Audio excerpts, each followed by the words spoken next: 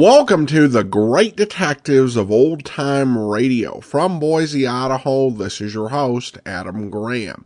If you have a comment, email it to me, box13@greatdetectives.net. Follow us on Twitter at Radio Detectives and become one of our friends on Facebook.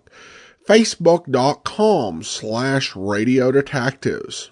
Now it's time for an episode of Rocky Jordan. The original air date, November the 27th of 1949, and this one is High Pressure.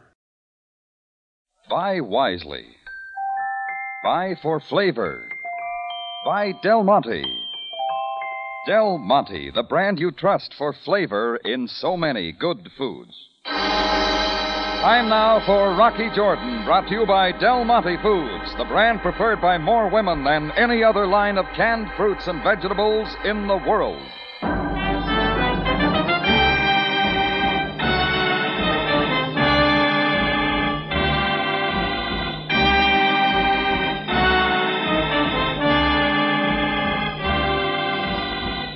Not far from the Mosque Sultan Hassan in Cairo stands the Cafe Tambourine, run by Rocky Jordan.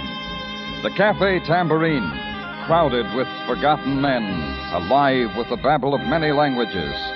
For this is Cairo, where modern adventure and intrigue unfold against the backdrop of antiquity. Del Monte presents Rocky Jordan and this week's story, High Pressure.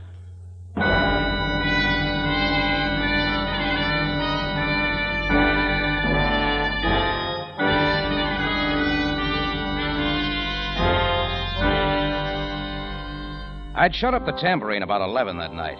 The help were all gone, and I just piled into bed in my room upstairs for some extra sleep till the roar of motor cars coming down the street way too fast sent me bouncing out. I looked out the open window as two identical sedans braked to a stop directly in front of the Tambourine. The doors flew open, a dozen uniformed men scrambled out, and one of them started barking orders. 2, 3, to the back door. The rest surround the building. Quick! Guard every means of escape. I was already throwing on a robe when a big slamming opened up at the front door. I got down in a hurry. All right, cut the racket. I'll get there. Yeah, what's it about? Put on your clothes, Mr. Jordan. You come with us. Takes a warrant, Buster. As you wish. Read it quickly.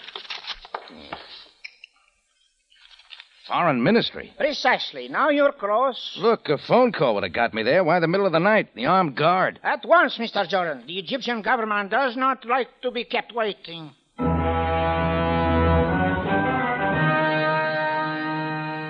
couple of minutes later, they had me in the back seat of the lead car. All my questions met with stony silence. Whatever it was about, they were making it look big.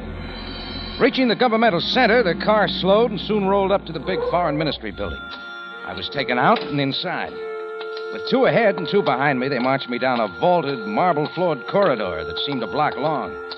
At the far end, they ushered me through a door and into a small anteroom. They left me there, the door lock snapping behind them, and I got the full treatment. I sat cooling my heels for a full hour. Then the door to the inner office suddenly opened. A guard beckoned, and I went in.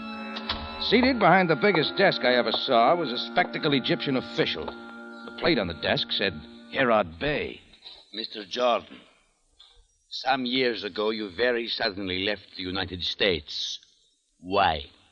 Personal reasons. They don't concern your government.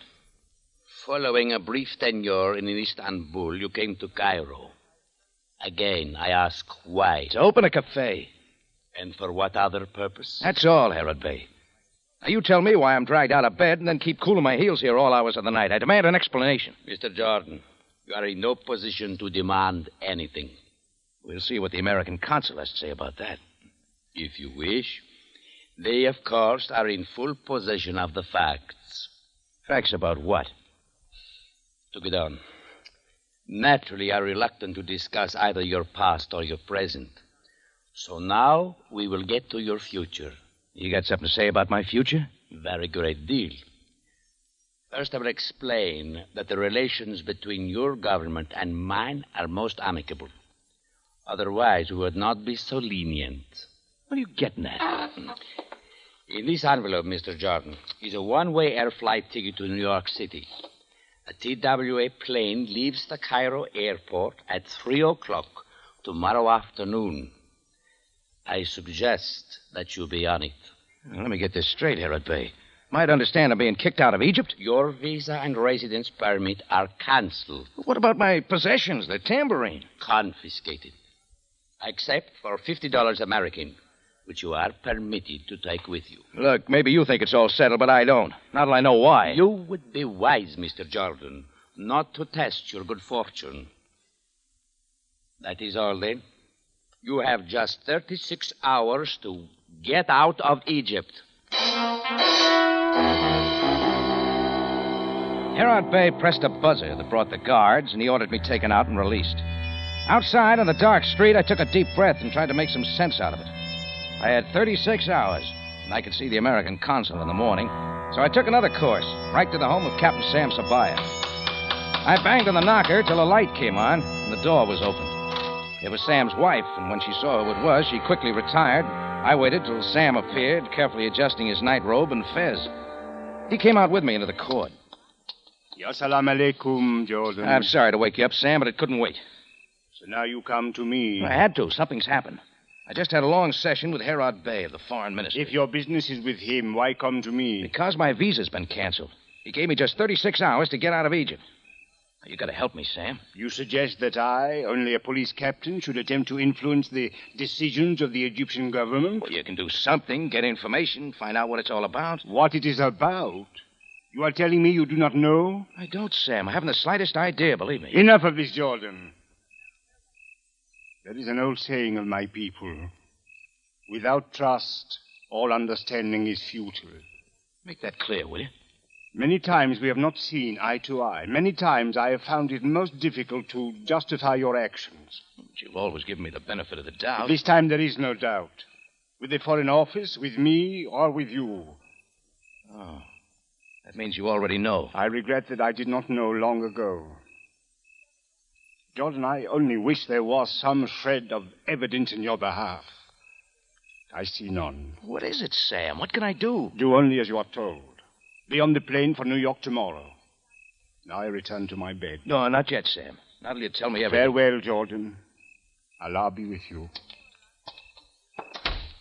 Then I was staring at another closed door.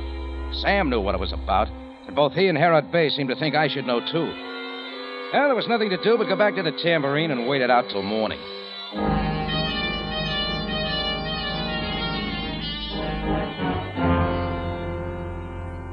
I let myself in the front way and took the balcony steps up to my room. I opened the door, and the smell of strong tobacco smoke came out. I snapped on the light. Seated calmly with his chair leaned to the wall was a stocky man with a hawk nose, black stubble beard, and he was knocking his pipe against the heel of his shoe. Insomnia, Mr. Jordan? How'd you get in here? Surely you have questions of greater interest. And supposing you start answering them. Who are you? I'm Emil Karayan, the new Cairo representative for certain lines of farm machinery. From where? That depends on what nation can best afford me. Then the machinery line's just a front, huh? What is your racket? Why are you here? I have come, Mr. Jordan, to help you remain in Cairo. Oh, it had to fit. You know the answer to what happened to me at the Foreign Office, huh? Quite so, quite. Everything moves according to plan. Your plan, Mr. Karayan? And my associates. Permit me. Until 2 days ago, a group of international agents were operating in Cairo. Their work, of course, was to obtain secret information for sale to whatever countries wish to buy. In other words, a spy ring. You might call it what you like. When the authorities began closing in, my friends made a hasty escape from Egypt. However, they first planted in the files of their Cairo headquarters a, shall we say, number of interesting documents. How does all this concern me? The documents were later found by the police. They all give conclusive evidence that you, Rocky Jordan, have been employed in espionage activities since first coming to Cairo. A complete account of your operations, how much you were paid. Oh, so that's a setup. Why pick me? Very wise choice, I believe. An American citizen, one with a past not clearly explained, one who can be used for our purposes. It's all clear, Karayan. You'll tell the rest of the police. No, closer, Jordan. did not think that I would come unarmed. All right, your gun holds the cards. It will be necessary only long enough for your head to cool. Jordan, consider your position. You've done all that for me. We are quite thorough, yes. Now, as I say, Jordan, I came to offer you a way out. Yeah, go on. We carry on where the others left off. Should we choose, it would be very simple for us to prove to the Foreign Ministry that the incriminating documents were all forged. That you are completely innocent. Yeah? And for that little favor, what do I do? I'm so glad that you understand. Mr. Jordan, you are going to a party. Oh, am I? A very exclusive party. Here is your engraved invitation. It admits you to a houseboat on the Nile at the foot of the Sharia Humar. Mm-hmm. When do I go? At once. When you arrive, you will approach your hostess, compliment her on her beauty, and say that the cherry cordial is delicious. She will then give you your orders. If I accept the invitation. You have no choice. Have you, Mr. Jordan?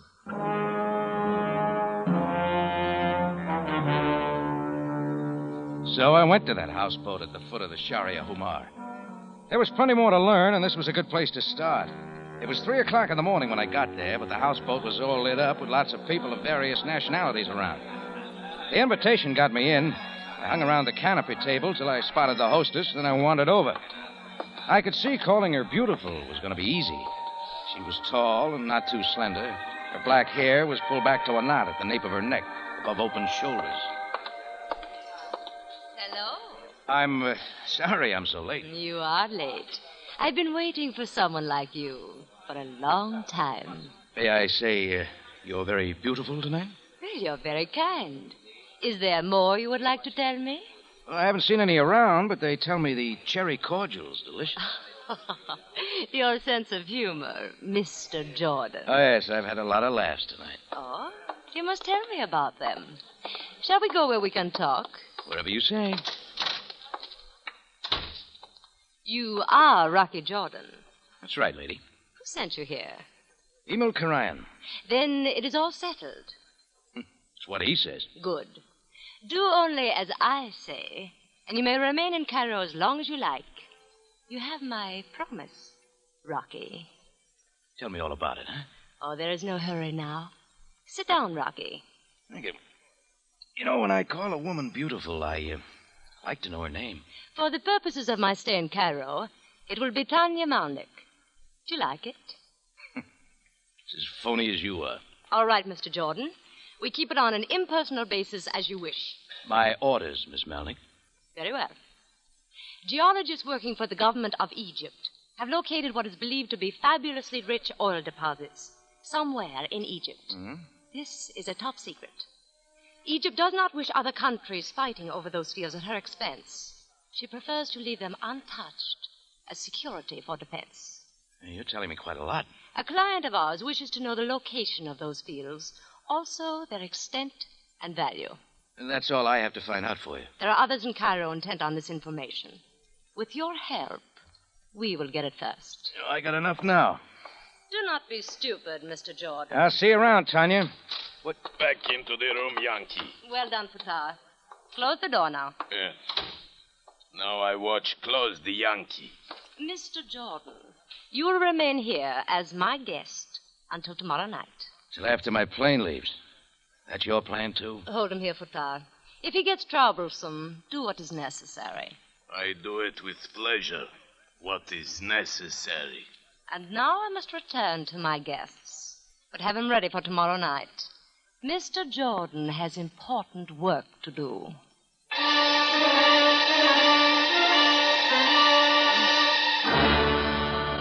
Del Monte Foods is presenting tonight's adventure with Rocky Jordan.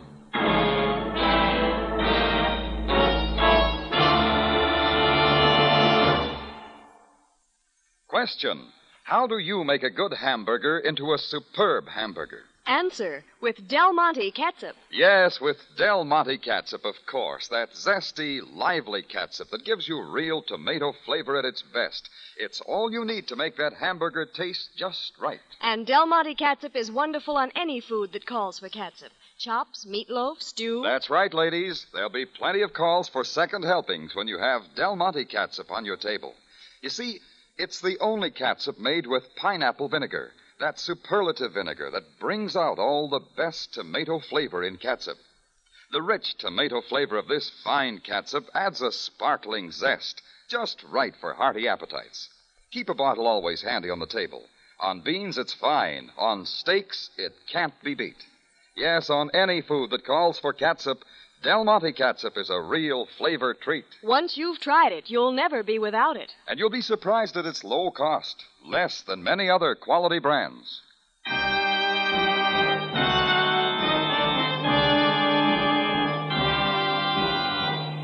And now we take you back to Cairo and tonight's Rocky Jordan story, High Pressure.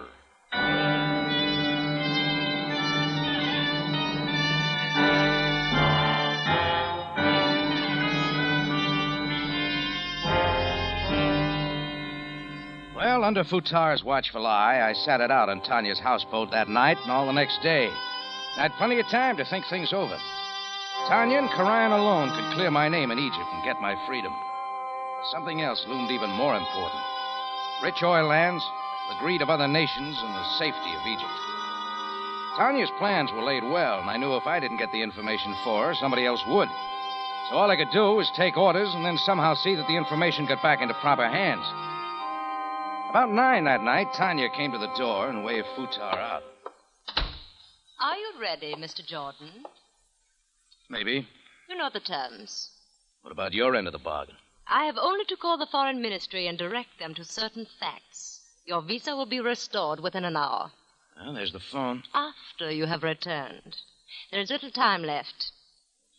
All right, what do I do? You will leave the houseboat alone and go directly to the corner of Sharia Solomon Pasha and Sharia Nagal. Parked there will be an ordinary maintenance truck. There are identification papers lying on the seat. The keys are there. Drive to the service entrance of the defense building. Park there and go in. Nobody stops me? They expect someone else. I can guess what happened to him. Go inside. Take the stairs to the 3rd floor. Stop in front of door 371. Light a cigarette. Throw the match on the floor. 371. What then? You will be handed a folio. Bring it here to me. Do you understand? Yeah, sure. Hey, call off your strong boy and I'll be going. The way is clear. Oh, one more thing, Mr. Jordan. Yeah? Under no conditions do you contact or talk to anyone.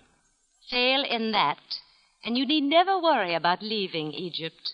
You will hardly be able to go anywhere.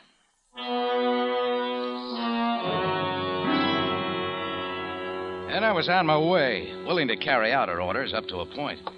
I left the houseboat, and then I was alone. I'd walked maybe a block along the dark Nile docks when a small shadow wearing a derby hat hopped in my way. Mr. Jordan. Mr. Jordan. What'd you do, come out of a hole? Shh. Behind the crates on the dock. Come, quickly. He was a new element, and I couldn't pass up any bets. So I followed him behind the stack of crates near the dock's edge. He was suddenly talking again. Here, Mr. Jordan. Quickly now. We are not safe. Did you ever try a gargle? Shh. You are on your way to the defense building. Everything is set. Who are you working for? Not for Tanya. You see, I too have a client. One willing to pay much more for the information. Much more. Name your price. I got a deal. What's yours? Bring the folio to me here. And I will pay. Stand away from him, Jordan. Karayan. No. No, Henkel, back up. A little further. No. No, Karayan, please. So you see now, Jordan, how well you are covered. If you do not wish to join the unfortunate Henkel, get on with your work. Karayan didn't have to tell me again. I moved off the dock and up the hill. Just before I reached Sharia Solomon Pasha, I spotted an empty phone booth and decided to make a quick try for help.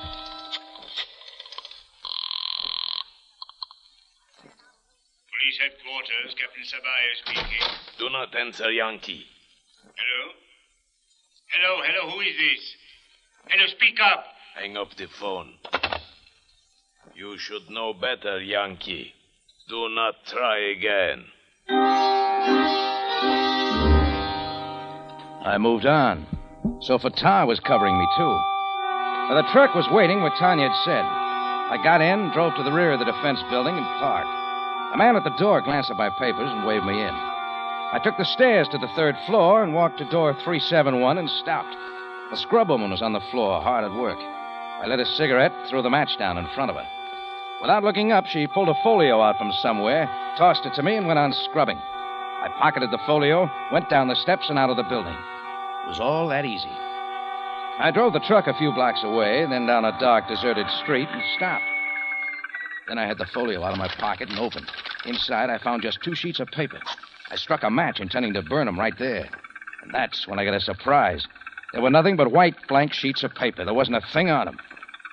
I was wondering who double-crossed who when a knife point scratched the back of my neck. Now put the sheets of paper carefully back into the folio. You want to see him? The knife commands. Anything you say, Futar.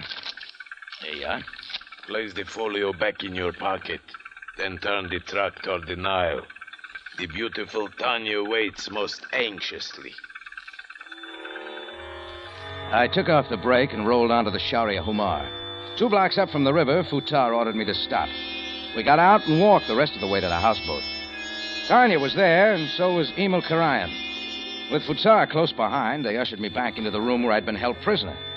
I handed them the folder and watched for the expression on their faces as they drew out the sheets of paper. Was it all worth it? Worth it, Rocky? It seems, Jordan, that you have already looked at the papers. We suspected that you would. Oh, yeah. You set up a wild deal, send me scratching around Cairo with a knife boy on my tail. You even kill a man, and what do you draw? Nothing but blanks. You're quite new at this, are you not, Rocky? Shall we show him, Tanya? Oh, by all means, Emil. Hold the papers under the lamp. Now, the switch. You see, Rocky? Under the ultraviolet rays, lines suddenly appear. Excellent, Tanya, excellent. The map, the location of the oil fields, the complete findings of the geologist. Excellent. Well, Rocky? Yeah, you win, Tanya. Oh, do not be so dejected. You have done your work well. Yeah, mission accomplished. For which we pay you with your freedom. The Foreign Ministry at this moment has the information that exonerates you. You'll be permitted to remain in Cairo. So you see, everything has worked out quite well. Well, thanks for everything. Now, if you'll excuse me. Wait, Rocky. You have not heard your next assignment. Just what does that mean? That you didn't clear me at all? Please, are you so naive as to think that you are finished so easily? It's over, Tanya. The pressure's off. Oh, surely you must realize that taking secret information from the government building is a crime against Egypt. You are a spy now, Rocky. I would regret to have to tell them what you have just done. Yeah. Your first assignment was quite small, but now we will go on to greater things. It is good to have you with us, Rocky. Is it not, Emil? Oh, most excellent accomplice, my dear Tanya. Stubborn, persistent, daring, intuitive. I stood there, suddenly seeing the whole pattern. The trap was sprung, and there wasn't a thing I could do. That's when my eye caught the door behind them silently opening. And there, wringing wet, stood the little shadow Emil Karayan thought he'd killed. He was sagging but alive, and he held a gun. To the side, Mr. Jordan. To the side. Henkel. Emil, Futar, get him! Stop! Do not touch the papers. I will have them. So it appears I should have shot twice. You sought death, Karayan. Now, you shall have it. My mind was on Tanya, my key witness, and I grabbed her, yanking her from the line of fire. Henkel raised the gun. I saw his effort to squeeze the trigger. His legs buckled as he fired. The shot was wild, and Henkel fell, fully spent, the gun rolling from his hand. Ryan and Futar dived for it, so did I. My foot kicked it away, then I was up with the gun. That's when everything stopped. Karayan's hand halfway to his pocket, Futar's knife held in midair.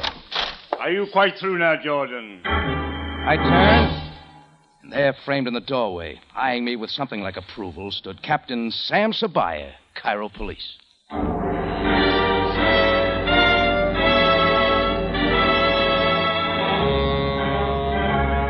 In just a moment, Rocky Jordan returns to conclude tonight's story.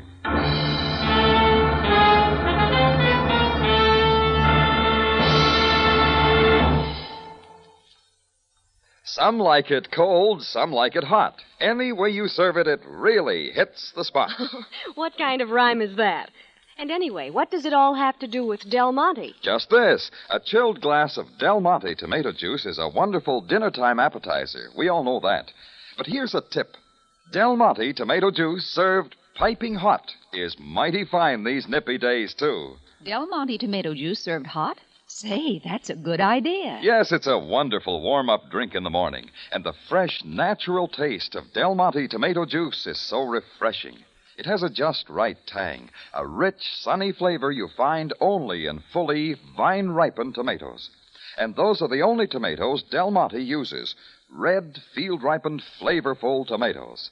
So remember, hot or cold, Del Monte tomato juice is tomato flavor at its best. First thing in the morning. Anytime during the day. As a mealtime appetizer. Del Monte tomato juice really hits the spot.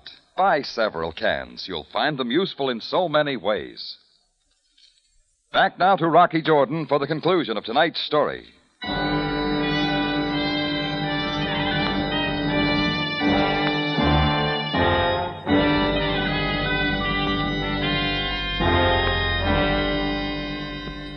Well, Sam picked up the stolen papers, and I got on the phone for an ambulance to come and pick up the luckless Mr. Hinkle. It looked like he was due for a long term in the prison hospital. Then, with Tanya, Karayan, and Futar in tow, we went down to headquarters. Then Sam invited me into his office for coffee. I had the coffee made especially strong, Jordan. I thought you might need it. Thanks, Sam. Oh, see what you mean. Jordan, even for one who places great value on duty, an apology is sometimes difficult. Oh, skip it, Sam. I'm wondering how you got to the houseboat. First, may I confess now that your frantic visit to my home last night left me troubled. I didn't think I convinced you. Your distress seemed most genuine. Too genuine to be an act.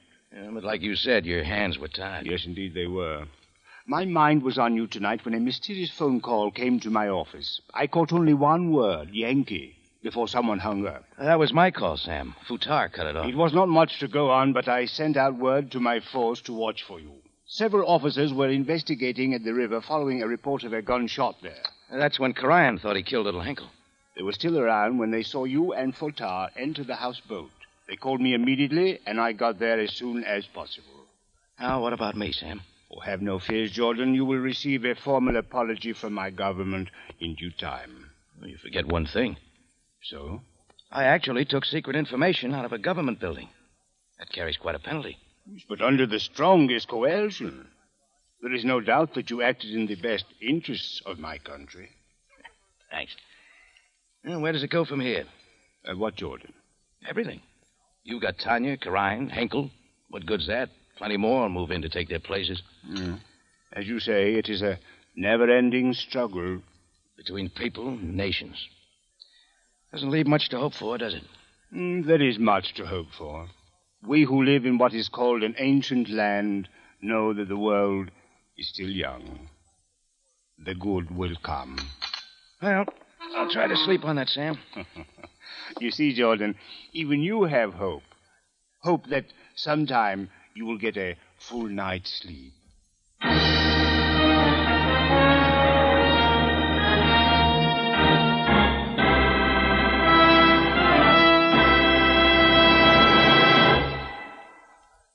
For the finest in tomato flavor, enjoy the whole family of Del Monte tomato products. Del Monte catsup and chili sauce. Del Monte tomato sauce and canned tomatoes. And Del Monte tomato juice. Remember, buy wisely. Buy for flavor. Buy Del Monte. Del Monte, the brand you trust for flavor in so many good foods.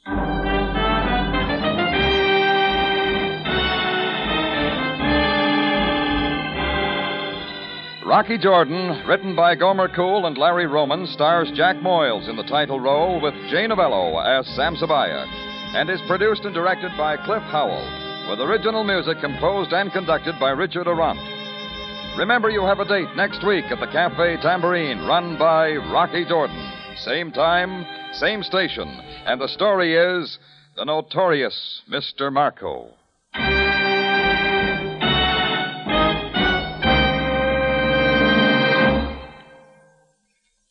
For a wonderful, quick, and thrifty dessert, try Del Monte peaches, the best liked peaches in the whole wide world. Sliced or halved, served any way you like. They're delicious. Del Monte peaches, the brand that always puts flavor first.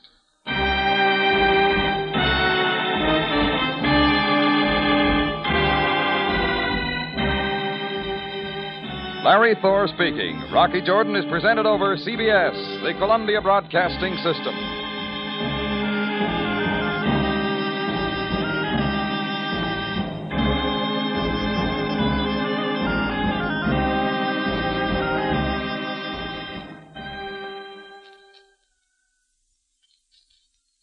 Who Killed Katrina Robles? Find out in Slime Incorporated by Adam Graham. Young private investigator Cole Eustick, the man with the colorful suits, is thrust into a case of murder and dirty politics set against the backdrop of the Idaho gubernatorial race.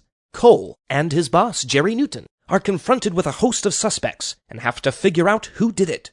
The charismatic businessman candidate under a cloud of suspicion? His has-been campaign manager looking for a comeback? The seemingly sweet and innocent political activist? The ambitious deputy campaign manager? The former football star turned communications director? Newton's old high school basketball teammate? The troubled hypnotherapist?